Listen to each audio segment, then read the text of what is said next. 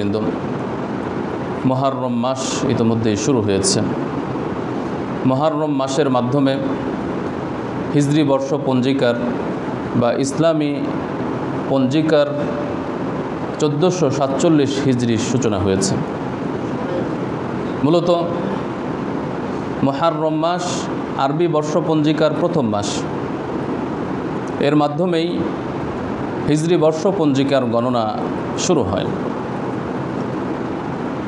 রাসূলুল্লাহ সাল্লাল্লাহু আলাইহি ওয়াসাল্লাম এবং তার পূর্ববর্তী যুগে আরবে মূলত নিজস্ব কোনো বর্ষপঞ্জিকার পদ্ধতি বা গণনার পদ্ধতি ছিল না, কিন্তু তৎকালীন বিশ্বে পার্সিয়ান, জুলিয়েট বা এই জাতীয় বিশেষ কিছু বর্ষপঞ্জিকা ছিল, যার মাধ্যমে বিশ্বের লোকজন বর্ষপঞ্জিকা গণনা করত। আরবেরা নির্দিষ্ট কোনো বর্ষপঞ্জিকা অনুসরণ করত না, তারা বিশেষ বিশেষ কোনো ঘটনাকে কেন্দ্র করে হিসাব রাখত। যেমন এই ঘটনাটি বিশেষ, ওই ঘটনার এতদিন পরে হয়েছে বা এতদিন পূর্বে হয়েছে, এভাবে তারা হিসাব রাখত বা ঘটনার বিবরণ দিত। এভাবেই মূলত চলে যায়। নবী করিম সাল্লাল্লাহু আলাইহি ওয়াসাল্লামের ইন্তেকালের 6 বা 7 বছর পর 16 বা 17 হিজরিতে মূলত হিজরি বর্ষপঞ্জিকার সূচনা হয়। আবু মুসা আশআরী রাদিয়াল্লাহু তাআলা আনহু, তিনি ওমর রাদিয়াল্লাহু তাআলা আনহুর খেলাফতকালে, ওমর রাদিয়াল্লাহু তাআলা আনহুর 3য় বা 4র্থ খেলাফতের সময় তিনি তার কাছে চিঠি লিখলেন এই মর্মে যে, আপনার কাছ থেকে বিভিন্ন সরকারি ফরমান আমাদের কাছে আসে, কিন্তু সেই সরকারি ফরমানে দিন, তারিখ, সন বিশেষভাবে উল্লেখ না থাকার কারণে সেটি বাস্তবায়নে জটিলতা দেখা দেয়। কোনটি আগে করতে হবে, কোনটি পরে করতে হবে, এটি নির্ণয় করা কঠিন হয়ে যায়। যদি একটি নিজস্ব বর্ষপঞ্জিকা থাকে তাহলে আমাদের জন্য সহজ হয়। ওমর রাদিয়াল্লাহু তাআলা আনহু সাহাবীদেরকে নিয়ে পরামর্শ সভা ডাকলেন এবং সেই পরামর্শ সভায় গুরুত্ব সহকারে এই বিষয়টি আলোচনা হয় যে মুসলমানদের জন্য নিজস্ব একটি বর্ষপঞ্জিকা থাকা প্রয়োজন।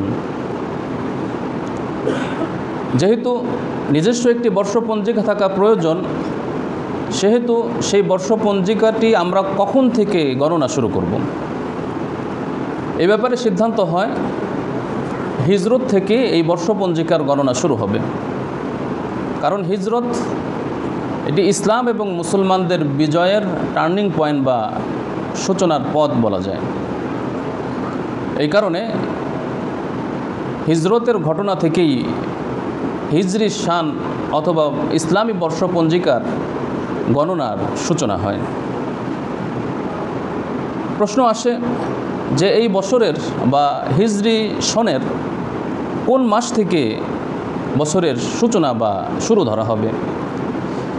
যেহেতু হিজরতের ঘটনা সংঘটিত হয়েছিল রবিউল আউয়াল মাসে, নবী করিম সাল্লাল্লাহু আলাইহি ওয়াসাল্লাম 12 রবিউল আউয়ালে মদিনাতে গিয়ে পৌঁছান, কিন্তু রবিউল আউয়াল মাসকে হিজরি বছরের প্রথম মাস ধরা হয় নাই। এর উল্লেখযোগ্য দুটি কারণ হলো, প্রথম কারণটি হলো যে যদিও আরবে বর্ষপঞ্জিকার নির্দিষ্ট কোনো পদ্ধতি ছিল না, কিন্তু আরবে আরবি মাসের প্রচলন ছিল।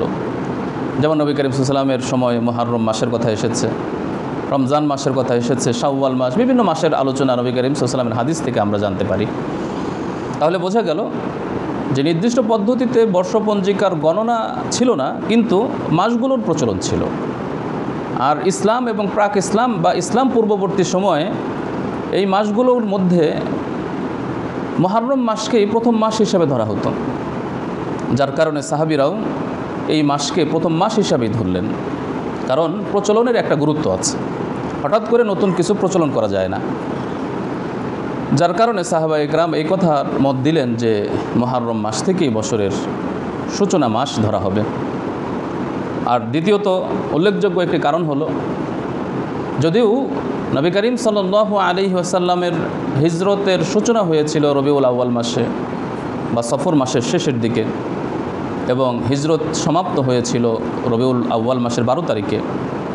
কিন্তু মদিনা থেকে যে সকল আনসারগণ হজ করার জন্য মক্কায় এসেছিলেন এবং আনসারগণ নবী করিম সাল্লাল্লাহু আলাইহি ওয়াসাল্লামের সাথে 2 বার বায়াত গ্রহণ করে, যেটাকে ইতিহাসে বায়াতে উলা আকাবা বা বায়াতে সানিয়া বলা হয়, আকাবার বায়াত বলা হয়।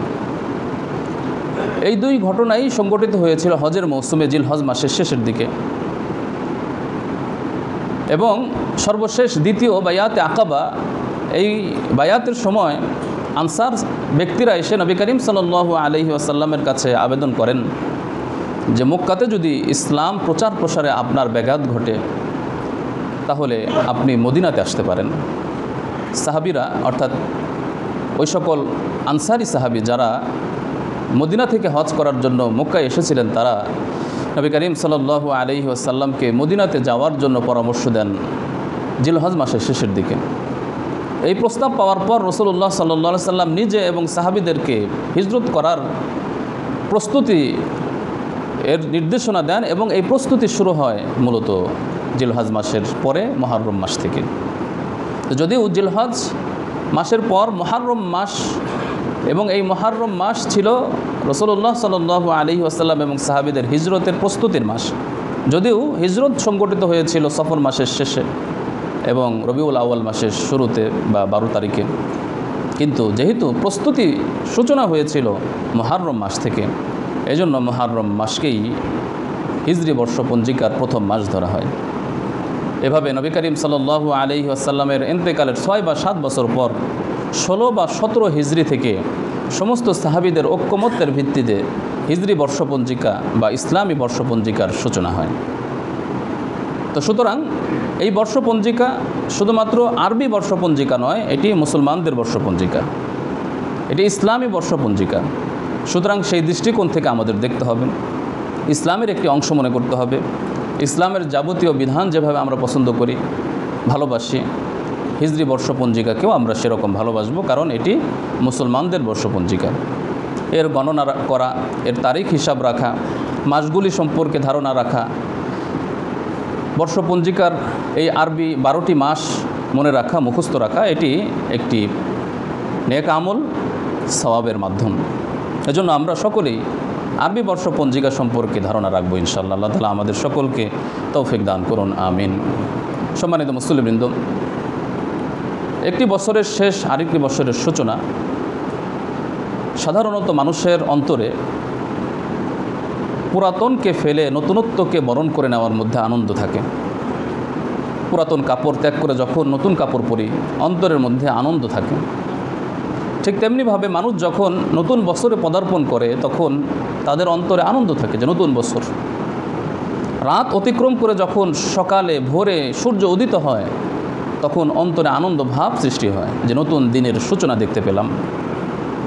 এটি অবশ্যই একটি আনন্দের বিষয়, কিন্তু এই আনন্দের পাশাপাশি একটি চিন্তারও বিষয়। মুসলমানদের অনুভূতি কেমন হওয়া উচিত? এটি শুধুমাত্র কি আনন্দ বিনোদনের মাধ্যম নাকি চিন্তার মাধ্যম, আফসোসের মাধ্যম? কারণ একটি বছর,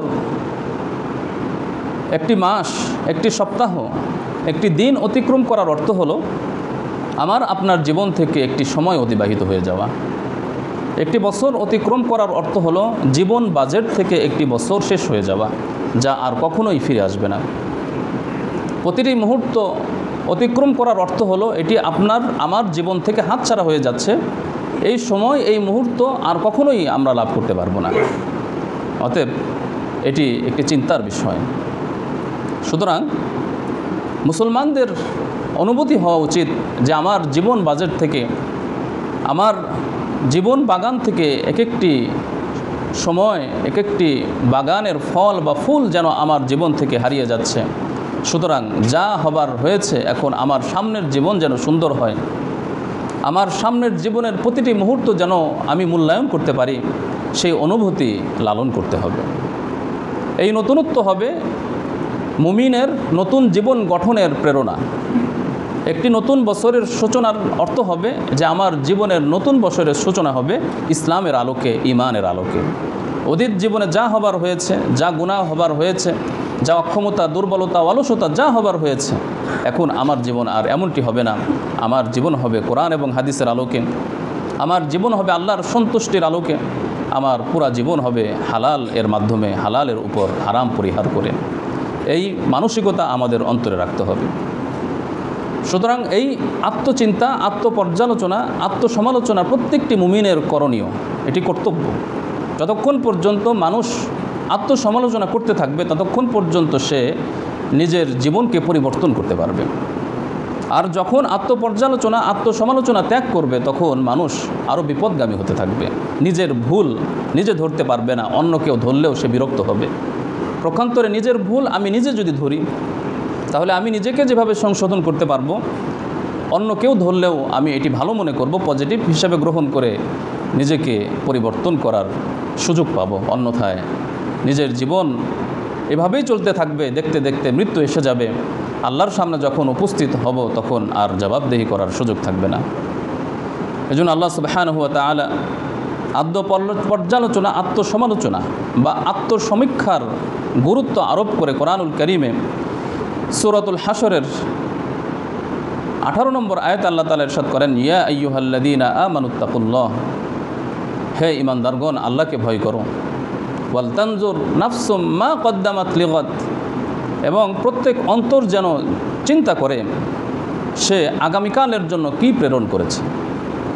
অর্থাৎ কিয়ামতের ময়দানের জন্য, পরকালের জন্য সে কি অগ্রে প্রেরণ করেছে এবং কি রেখেছে, কি গ্রহণ করেছে, কি ত্যাগ করেছে, কতটুকু করার ছিল, কতটুকু করেছে, এই সকল বিষয়ে আত্মপর্যালোচনা করুন। ওয়াল তানজুর নাফসুন মা কদ্দামাত লিগাদ, প্রত্যেক অন্তর চিন্তা করা উচিত সে আগামীকাল, পরকালের জন্য কি প্রেরণ করেছে। ওয়াত্তাকুল্লাহ, তোমরা আল্লাহকে ভয় করো। ইন্নাল্লাহা খাবীরুম বিমা তা'মালুন, নিশ্চয় আল্লাহ সুবহানাহু ওয়া তাআলা তোমাদের সকল আমল কর্ম সম্পর্কে সম্যক অবগত।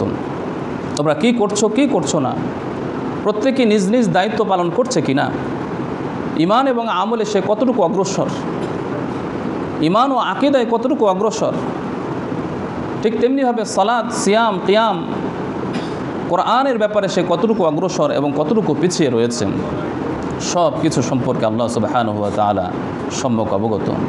ওয়ালা তাকুনু কাল্লাযীনা নাসুল্লাহ ফাআনসাহুম আনফুসাহুম, হে ঈমানদারগণ তোমরা ওই সকল ব্যক্তিদের ন্যায় হইও না যারা আল্লাহকে ভুলে গিয়েছে, অর্থাৎ আল্লাহর হুকুম আহকামকে, আল্লাহর দেওয়া বিধানকে, আল্লাহ প্রদত্ত দায়িত্বগুলোকে যারা ভুলে গিয়েছে, ফলে আল্লাহ রাব্বুল আলামিন তাদেরকে ফাআনসাহুম আনফুসাহুম, আত্মভোলা করে দিয়েছেন। ওই সকল ব্যক্তিদের মতো হইও না যারা আল্লাহকে ভুলে গিয়েছে, ফলে আল্লাহ তাআলা তাদেরকে আত্মভোলা করে দিয়েছেন।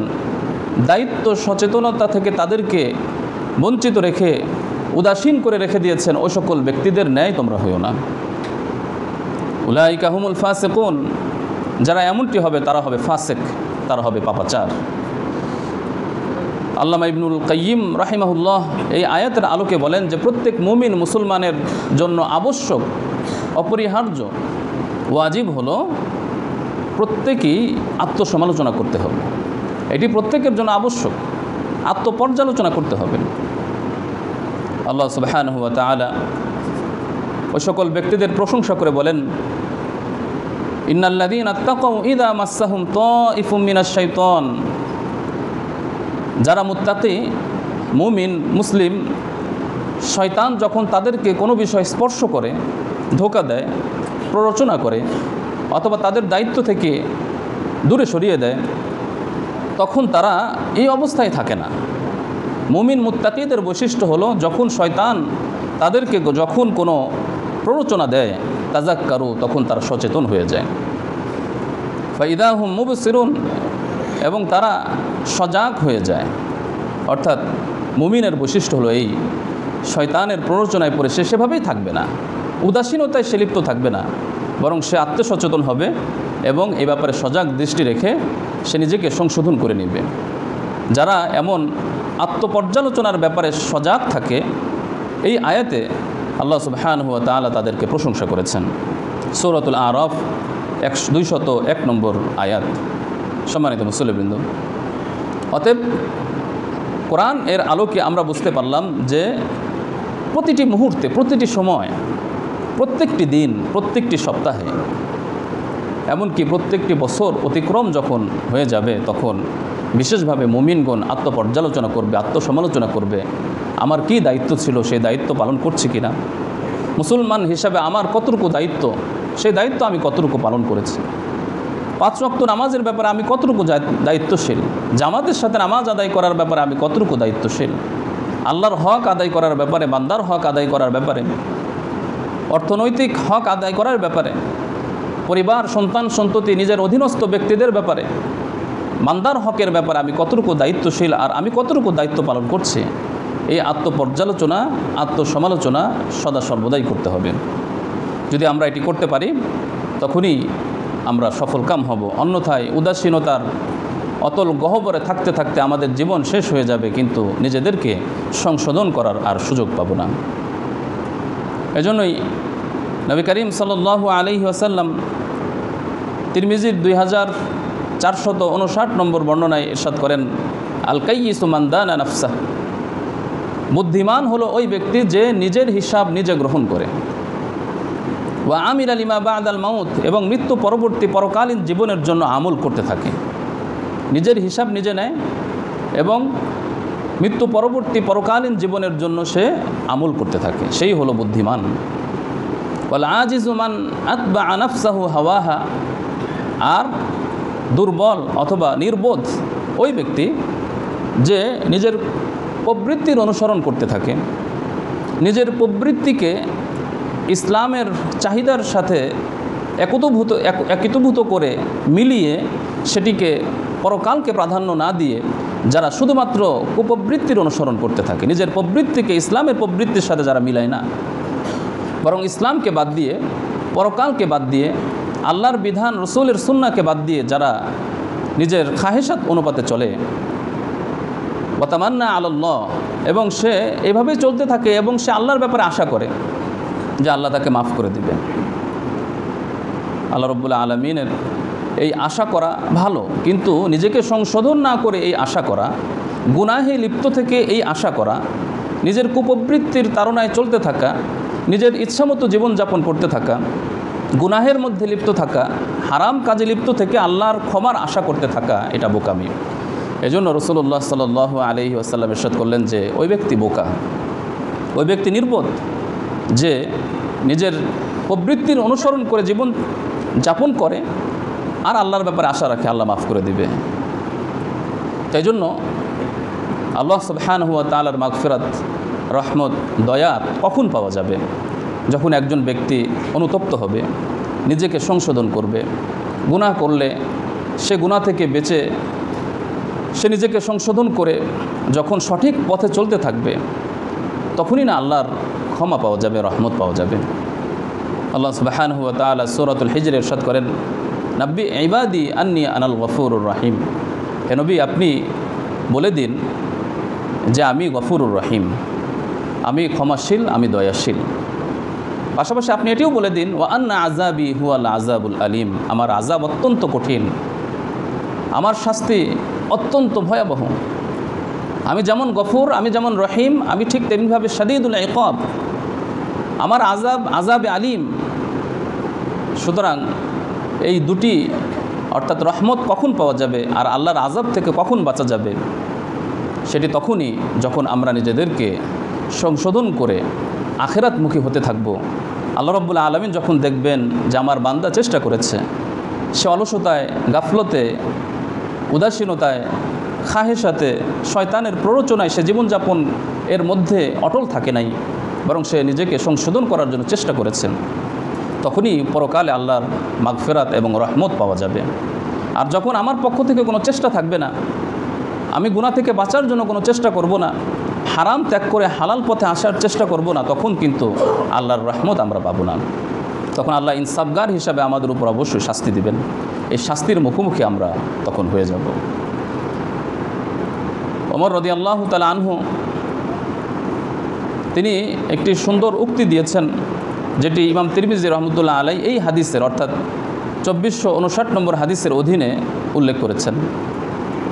ওমর রাদিয়াল্লাহু তাআলা আনহু বলেন, হাসিবু আনফুসাকুম ক্বাবলা আন তুহাসাবু, হে ইমানদারগণ, তোমরা নিজেদের হিসাব নিজেরাই গ্রহণ করো, তোমাদের থেকে হিসাব নেওয়ার আগেই। পরকালে যখন তোমাদের কাছ থেকে হিসাব চাওয়া হবে, সেই দিবস আসার আগেই তুমি নিজেই নিজের হিসাব নাও। ওয়া তাযায়্যানু লিল আরজিল আকবার, এবং সেই মহা সমাবেশের দিন, যেই দিন হাসরের ময়দান কায়েম হবে, হিসাবের দাঁড়িপাল্লা কায়েম হবে, সেই দিবসের জন্য তুমি নিজেকে সুসজ্জিত করে নাও, নিজেকে সাজিয়ে নাও। ওয়া ইন্নামা ইয়াখিফুল হিসাব ইয়াউমাল কিয়ামাহ, নিশ্চয়ই হিসাব সহজ হবে, হিসাবই ইয়াসির হবে ওই সকল ব্যক্তিদের জন্য, মান হাসাবা নাফসাহু ফিদ দুনিয়া, যারা দুনিয়াতেই নিজের হিসাব নিজে গ্রহণ করেছে। এর অর্থ হলো, যারা দুনিয়াতে নিজের হিসাব নিয়েছে, কোনো ভুল থাকলে সেটিকে সংশোধন করার চেষ্টা করেছে, তার আমল আরও সুন্দর হয়েছে, নেক আমলের মাত্রা বেড়ে গিয়েছে, বদ আমল কমে গিয়েছে, তাহলে তো অবশ্যই পরকালে তার হিসাব সহজ হয়ে যাবে। সুতরাং কেউ যদি পরকালের হিসাব সহজ করতে চায়, সে যেন দুনিয়াতেই নিজের হিসাব নিজে গ্রহণ করে এবং নিজেকে সংশোধন করে নেয়। এই হাদিসের অধীনে একজন বিখ্যাত তাবিঈর উক্তিও ইমাম তিরমিজি রহমতুল্লাহ আলাইহি উল্লেখ করেছেন। সেই তাবিঈ হলেন মাইমুন ইবনে মেহরান। মাইমুন ইবনে মেহরান তিনি বলেন যে, কোনো ব্যক্তি ততক্ষণ পর্যন্ত মুত্তাকি হতে পারবে না যতক্ষণ পর্যন্ত সে নিজের হিসাব নিজে না নিবে। মুত্তাকি, পরহেজগার, আল্লাহর প্রিয় পাত্র তখনই হতে পারবে যে আল্লাহর মুত্তাকি হওয়ার জন্য আমার কি করণীয় আর আমি কি করছি, এই হিসাবগুলো যে করে নিজেকে সংশোধন করতে পারবে, সেই মুত্তাকি হতে পারবে। কামা ইউহাসিবু শরীকাহু, যেমন তোমাদের মধ্যে প্রত্যেকেই তার পার্টনারের কাছ থেকে, ব্যবসায়িক পার্টনারের কাছ থেকে হিসাব নেয় যে তুমি এই মালামাল কোত্থেকে কত দিয়ে ক্রয় করেছো। যেভাবে ব্যবসায়িক পার্টনারের কাছ থেকে আমরা হিসাব নিয়ে থাকি, যাচাই বাছাই করতে থাকি, ঠিক তেমনিভাবে আমি কি মুত্তাকি, আমি কি প্রকৃত মুমিন, আমি কি প্রকৃত মুসলিম, আমি কি আল্লাহ প্রদত্ত দায়িত্ববান, কতটুকু দায়িত্ব আদায় করতে পেরেছি, এই ব্যাপারে যতক্ষণ পর্যন্ত আমরা যথাযথভাবে হিসাব না নিতে পারবো, ততক্ষণ পর্যন্ত আমরা প্রকৃত মুমিন মুত্তাকি হতে পারবো না। এজন্য আমাদের জন্য করণীয় হলো যে প্রত্যেকটি মুহূর্তে, প্রত্যেকটি সময়, প্রত্যেকটি দিন হিসাব নেওয়া, যে আমার আজ কী করণীয় ছিল, কি করেছি, আজকে সারাদিন আমি কয়টি ভালো কাজ করলাম, কয়টি মন্দ কাজ করলাম, আজকে আমি কোনো মন্দ কাজ করেছি কিনা, আগামীকাল সে মন্দ কাজ আমি করব না, আমি আজকে মানুষের উপকার করতে পেরেছি কিনা, না করতে পারলে আগামীকাল আরও করব, আজ যা করেছি আগামীকাল আরও বেশি করব। আজকে ইবাদত বন্দেগীতে, কোরআন তেলাওয়াতে, আল্লাহর হুকুম আহকাম পালনে কোনো উদাসীনতা পরিলক্ষিত হয়েছে কিনা, যদি হয়ে থাকে তাহলে আগামীকাল এটি আমি হতে দিব না। এই আত্মপর্যালোচনা যদি আমরা প্রতিদিন করতে পারি, তাহলে আমাদের জীবন সুন্দর হয়ে যাবে, আমরা প্রকৃত মুমিন মুত্তাকি হয়ে যেতে পারবো ইনশাআল্লাহ। সুতরাং আমরা যদি আত্মপর্যালোচনা করি, তাহলে পরকালের হিসাব আমাদের সহজ হবে, হেদায়েত এবং কল্যাণের উপর অটল থাকা আমাদের জন্য সহজ হবে, আমাদের আমল, আমাদের কর্ম সুন্দর হবে। এজন্য আত্মপর্যালোচনা করা অত্যন্ত জরুরি। আব্দুল আজিজ বিন রওয়াদ একজন তাবিঈ, তিনি বলেন, যখনই আমি কোনো পুণ্য কাজ শুরু করেই শেষ করে ফেলেছি, অর্থাৎ কোনো ভালো কাজ শুরু করে আমি শেষ করে ফেলেছি, তখনই আমি হিসাব করে দেখেছি যে এই ভালো কাজটা কতটুকু আল্লাহর সন্তুষ্টির জন্য। কিন্তু আমি হিসাব করে সবসময় শয়তানের ভাগ বেশি পেয়েছি আল্লাহর ভাগের চেয়ে। যে ভালো কাজটা করেছি, সেই ভালো কাজ করার পর আমি যখন পর্যালোচনা করেছি, দেখেছি যে শয়তানের ভাগ এখানে বেশি, আল্লাহর সন্তুষ্টির ভাগটা কম। তো বোঝা গেল যে এইভাবে যদি আমরা আত্মপর্যালোচনা করি, তাহলে দেখা যাবে ইখলাস আরও বাড়বে, আল্লাহর সন্তুষ্টির জন্য কাজ করার স্পৃহা, মানসিকতা আমাদের আরও বাড়বে। আমরা যদি আত্মপর্যালোচনা করি, তাহলে আমাদের সময়কে সঠিক হাতে ব্যয় করতে পারবো, অনর্থক সময় নষ্ট হবে না, এবং গুনাহের ব্যাপারে আমাদের সজাগ দৃষ্টি বাড়বে। যত সময় যাচ্ছে তত মানুষের গুনাহের ব্যাপারে অনীহা অথবা উদাসীনতা বাড়ছে। সাহাবীদের যুগে চুল পরিমাণ গুনাহকে, অন্যায়কে তারা পাহাড় সম মনে করতেন। আর আমরা এখন পাহাড় সম গুনাহকে চুল পরিমাণও মনে করি না। আমরা অনেক এমন গুনাহ করি যেগুলিকে গুনাহ হিসাবে আমরা মনেই করি না, যার ফলে আরও বড় বড় গুনাহ আমাদের থেকে ঘটে যাওয়ার সম্ভাবনা থাকে। পক্ষান্তরে যদি আমরা ছোট থেকে ছোট গুনাহকে অনেক বড় মনে করি, তাহলে ছোট গুনাহও আমাদের থেকে হবে না, বড় গুনাহ তো হবেই না। এজন্য আত্মসমালোচনা করলে কোনো অন্যায় কাজ আর দ্বিতীয়বার হয় না। বারবার বিবেক বাধা দিতে থাকে, যেটি অন্যায় অপরাধ এটি করবে না। পক্ষান্তরে যদি আত্মপর্যালোচনা না করি, গুনাহের মধ্যে নিমজ্জিত থাকি, তাহলে বিবেক বাধা দেয় না, বাধা দিলেও সেটি রেখাপাত করে না। আমরা সেই গুনাহে লিপ্ত হতে থাকি, বরং আরও বেশি গুনাহে লিপ্ত হতে থাকি। সুতরাং আমরা যদি পরকালমুখী হতে চাই, আল্লাহমুখী হতে চাই এবং আল্লাহর কাছে প্রিয় পাত্র, আল্লাহর ওলি হতে চাই, আল্লাহর বন্ধু হতে চাই, তাহলে অবশ্যই আত্মপর্যালোচনা করতে হবে। নেক আমল করার আগেও আত্মপর্যালোচনা করতে হবে, নেক আমল করার পরেও আত্মপর্যালোচনা করতে হবে। কোনো কাজ করার আগেও আত্মপর্যালোচনা করতে হবে, এটি কি ইসলাম সমর্থিত কিনা, কোরআন এবং হাদিস সমর্থিত কিনা, ইসলাম অনুমোদন দেয় কিনা, অথবা এই ভালো কাজ কতটুকু আল্লাহর জন্য করছি আর কতটুকু মানুষের জন্য করছি, নিজের সুনাম সুখ্যাতির জন্য বা আমার স্বার্থের জন্য করছি। এটি প্রত্যেকটি কাজের আগেও করতে হবে, পরেও করতে হবে। তাহলে কাজ আমল আরও সুন্দর সুসজ্জিত হবে। কিয়ামতের ময়দানে কিছু মানুষ এমন হবে, তারা থাকবে অবনত এবং তাদের মাথা থাকবে নিচের দিকে ধাবিত। সূরাতুল গাশিয়াতে আল্লাহ সুবহানাহু ওয়া তাআলা ইরশাদ করছেন, উজুহু ইয়াউমা ইদিন খাশিআ, সেই দিবসে কিছু মানুষের চেহারা হবে অবনত। আমিলা, অথচ তারা ছিল আমলকারী। আমিলাতুন নাসিবা, ক্লান্ত, শ্রান্ত, পরিশ্রান্ত, আমল করতে করতে করতে করতে ক্লান্ত, এরকম চেহারা তাদের চেহারায় প্রকাশ পেয়ে যাবে যে খুব আমল করেছে এবং আমলে তারা ক্লান্ত, কিন্তু তারপরও তাদের চেহারা থাকবে অবনমিত। কারণ তারা কাজ করেছে কিন্তু আল্লাহর সন্তুষ্টির জন্য তেমন করে নাই, মানুষের স্বার্থের জন্য করেছে, অথবা যেভাবে আল্লাহ নির্দেশ দিয়েছে সেভাবে করে নাই, যার কারণে তাদের আমল দুরিশ্বাত হয়ে গিয়েছে, নষ্ট হয়ে গিয়েছে। তো এই জন্য আমাদেরকে আত্মপর্যালোচনা করতে হবে। আল্লাহর হক, বান্দার হকের ব্যাপারে আমাদের সজাগ দৃষ্টি রাখতে হবে। হাতেম আল আসাম রহমতুল্লাহ আলাইকে জিজ্ঞাসা করা হয়েছিল যে আপনি যখন নামাজের প্রস্তুতি নেন তখন আপনি কিভাবে নামাজের প্রস্তুতি নেন? তখন তিনি বলেন যে আমি যখন নামাজের প্রস্তুতি নেই, নামাজে দাঁড়ানোর আগে আমি মনে করি যে আল্লাহ তাআলা আমাকে দেখছেন,